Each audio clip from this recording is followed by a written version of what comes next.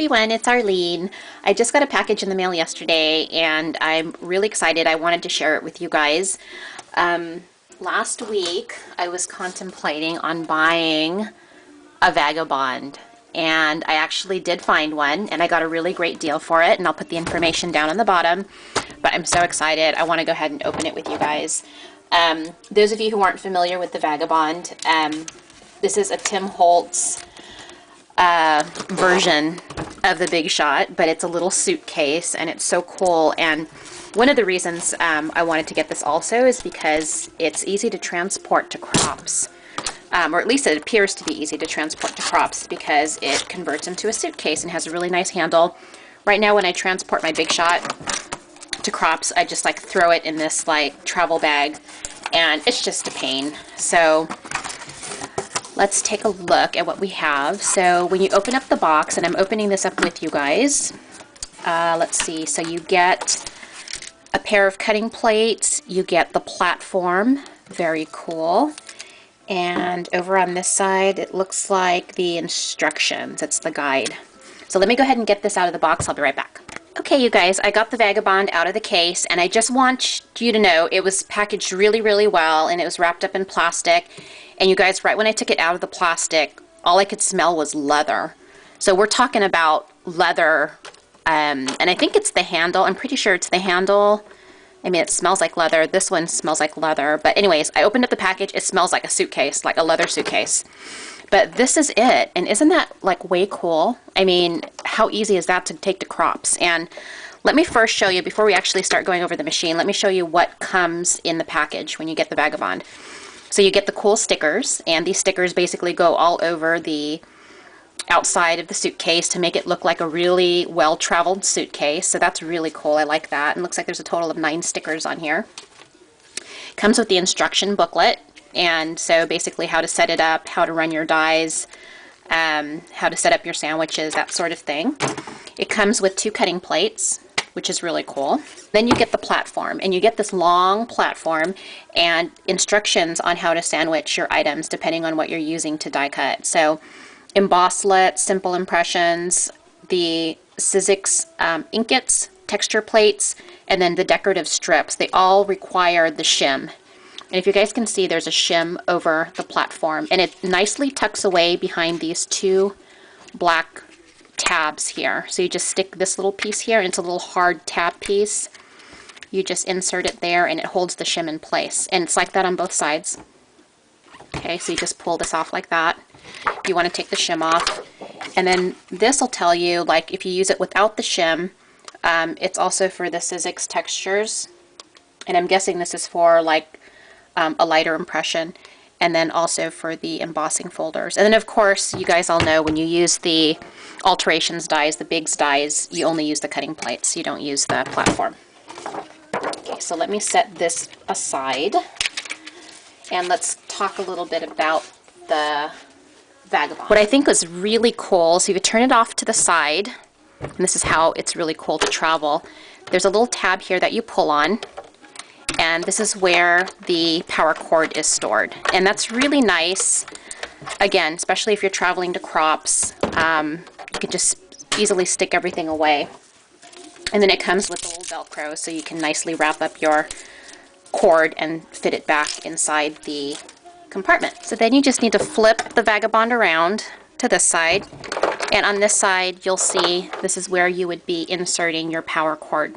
Okay, so we're going to go ahead and do that and plug it in. I'll be right back.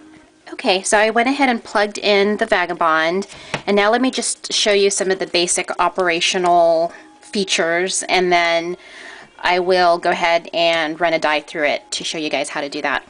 So to open up the Vagabond, there's a little tab right here that you would just pull towards you, and it's like perforated, or there's little things on there, so if your hands are slippery from crafting, you can easily get that. But it just pops right open, and you'll see that the platform has guides here on both sides.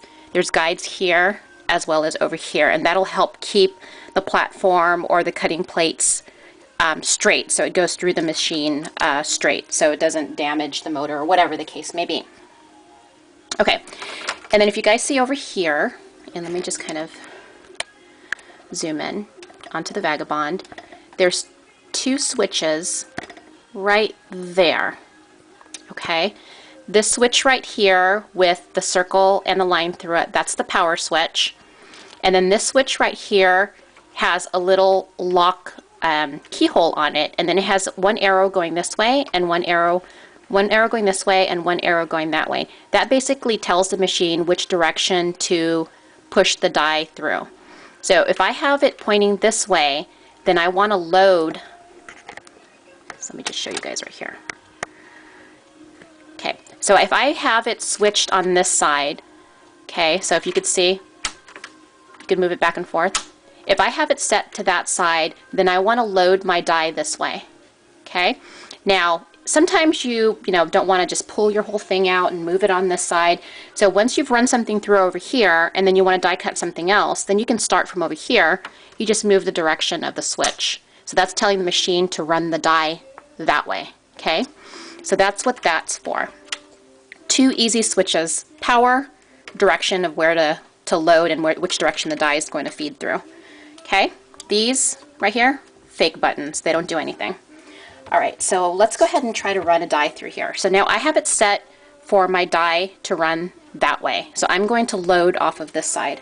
And I'm going to be using a Biggs die, so I'm going to use my cutting plates only. You don't need to use the platform. So one cutting plate down, and then I'm going to take my Tim Holtz Baroque die, and I also have the mini Baroque inside there, which is really cool. I love this mini Baroque, and I actually bought this through Midwest Scrapbooking as well as the Vagabond, the mini Baroque I did.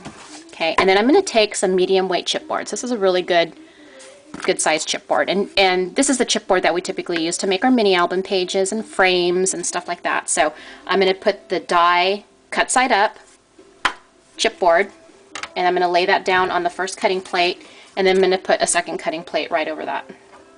Okay, and then you just need to go ahead and feed that in until it stops, and then you just hit the power button, which is the little circle that I was telling you guys about.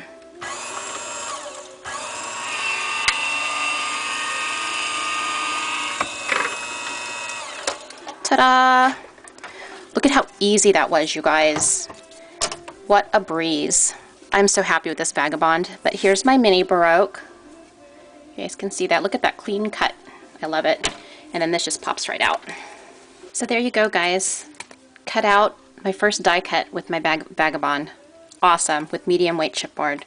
So check it out. If you have any questions about this tutorial, leave a message. But just wanted to share this with you guys. Tim has an awesome video on actually how to use his Vagabond, and he has several tutorials using his Vagabond, so check it out.